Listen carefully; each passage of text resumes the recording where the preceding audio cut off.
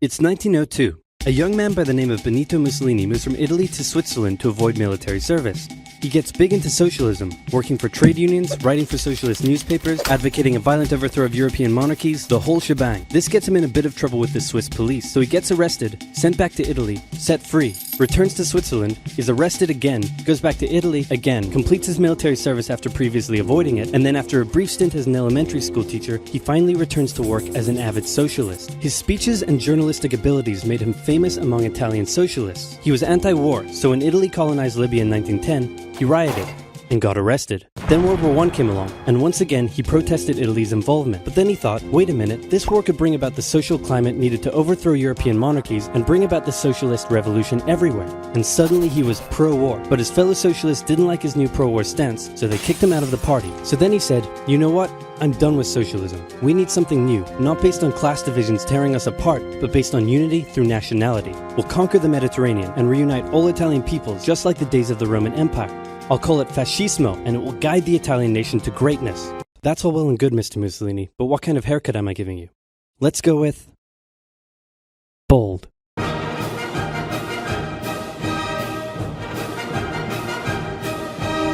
Italy had been on the winner's side in World War I, and they hoped they were going to get a lot out of it, but in the end, they only got a little, and they felt cheated. On top of that, a bad economy and weak governments meant that the Italian people were a little unhappy. So when Mussolini came along and said that he could fix everything, his fascist movement gained a lot of support. In 1922, he went to the king and said, make me prime minister or I'll make me prime minister. And the king said, you and what army? This army.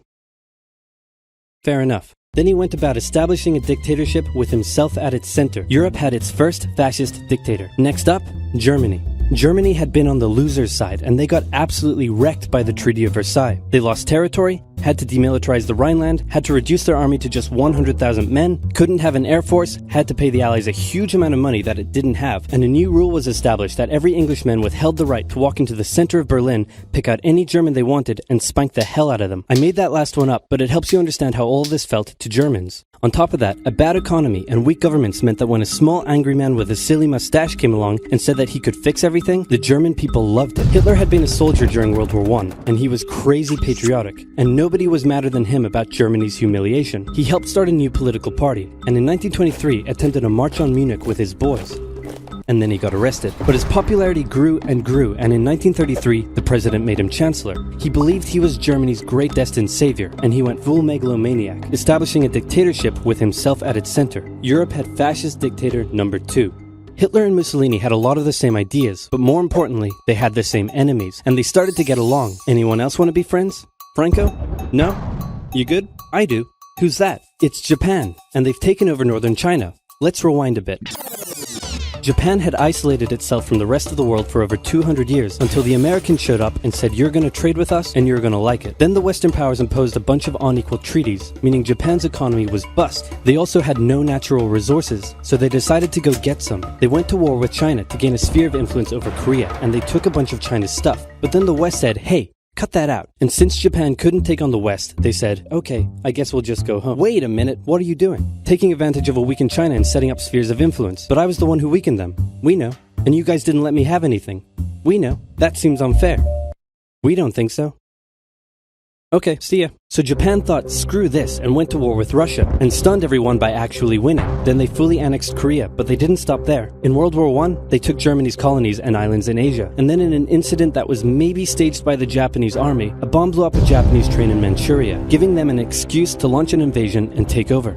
So here's the situation. Nazi Germany, Fascist Italy, and Japan all believe they're racially superior, all feel hostility towards the Allies, and all want to militarize and take over more stuff. And so they did. Let's start with Germany. Hitler hated the Treaty of Versailles, and now he was ready to begin undoing it. In complete violation of the treaty, the first Luftwaffe squadrons were set up, conscription was introduced, and he pimped up his army. The Allies did nothing. Then Hitler sent his army back into the demilitarized Rhineland, giving orders to immediately retreat if the Allies showed up. The Allies did nothing. With his military re-strengthened, he could now move on to step 2. He wanted to rapidly increase the Aryan population, and to do so, he needed Lebensraum, or in other words, he would have to take over the world. But for now, a good portion of Europe would do, and he began eyeing up his neighbors. The Allies finally started to get worried, so they implemented a fairly useless diplomatic strategy called appeasement, and it went a little something like this. Hitler would say, I want that thing, and the Allies would say, you can't have that thing.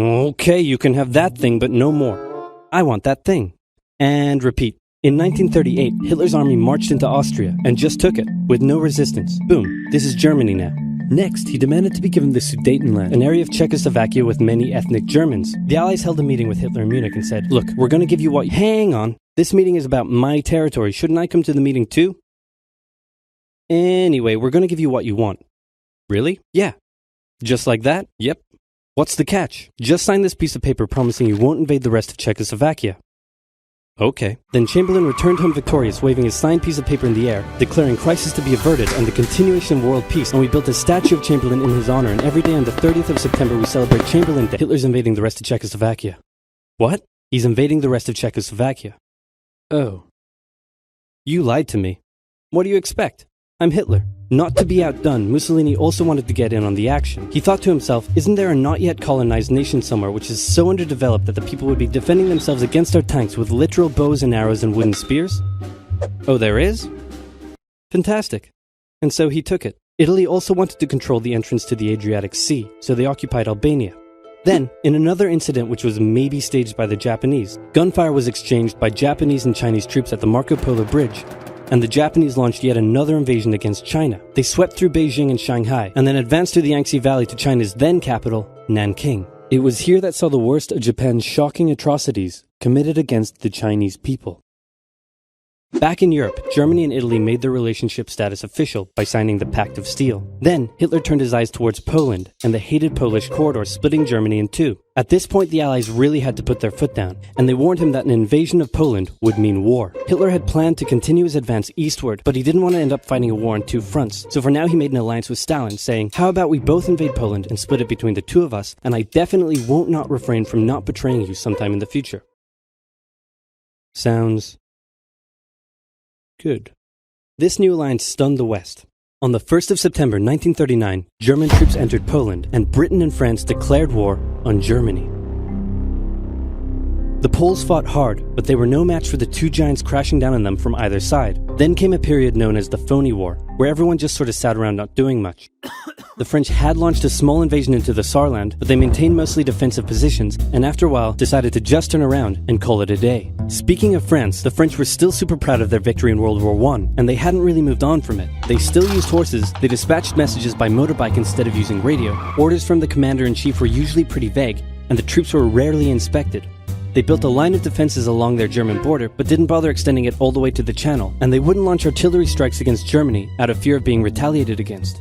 In a war, they didn't want to attack the enemy. And at first the UK wasn't much better. Chamberlain still naively hoped that the war could be ended diplomatically. Instead of bombing raids, the RAF dropped propaganda leaflets over German cities, which one air marshal said likely did nothing but provide the continent with toilet paper for the duration of the war. They also only sent 200,000 men to France, while the French had mobilized millions. Both Britain and France wanted to avoid a repeat of the First World War, and so they wanted to keep the war as far from home as possible. So they turned their eyes north, towards Norway. Neutral Sweden was exporting iron ore to Germany through neutral Norway, so the Allies asked them if they could please stop exporting iron ore to Germany, but this request was refused. Then, the Soviet Union attacked Finland, so the Allies said, "How about we land troops in Norway and move them across Sweden to go help out your good pal Finland, and along the way maybe take control of all your armfields?" But Norway and Sweden still said no. So the UK mined the waters around Norway to force any transport ships into international waters, and they also attacked a German tanker they found in the area. Hitler realized what the Allies were up to, and he quickly moved to secure his supply of iron ore. He launched an invasion through Denmark into Norway. The Allies rushed to land troops at key ports along the coast, but Germany had taken control of Norway's airfield, and their air superiority decided the fight. The Allies had to retreat. After this slightly embarrassing failure, Chamberlain resigned and was replaced with Winston Churchill, who had a slightly different approach to dealing with the Germans. Hitler's overall strategy was similar to Germany's First World War strategy. Attack France, defeat France, knocking out the UK in the process, then turn on the Soviet Union and win the war. During the Phony War, the Allies had given Hitler time to prepare his forces. Now, he was ready to attack. The Allies had wanted to place troops in Belgium, but Belgium had refused, and in a move that surprised pretty much no one, Hitler launched an invasion to get around France's defenses. The Allies charged into Belgium at full speed to meet the German invasion head-on, and it looked like a repeat of the First World War was coming. But this time, Hitler had a trick up his sleeve.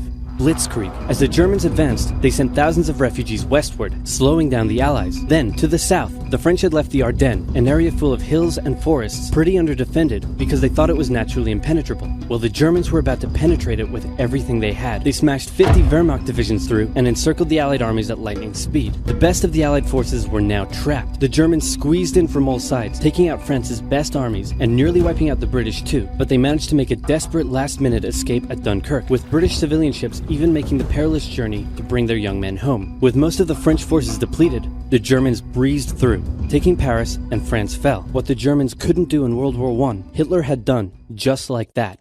Hitler hoped that with the fall of France, the UK would also lose hope and sue for peace. But quite annoyingly, it didn't, and he needed to secure the Western Front, so he tried to force them into submission with mind games. The UK were now all alone, and Hitler wanted to emphasize that. First of all, just before France fell, Italy finally declared war on the Allies, making the UK's situation even worse. Next, instead of just occupying all of France, Hitler occupied the coastal areas for defense, but allowed France to continue its existence as a German puppet state. This way, it looked like the UK's old ally had decided to switch sides. Hitler also hoped that the UK wouldn't attack any of her old allies' navy bases or colonies in Africa, giving Hitler an extra line of defense to the south. But the UK made sure to respond to this by sailing down to France's navy base in Algeria and wrecking a bunch of ships. So have at it.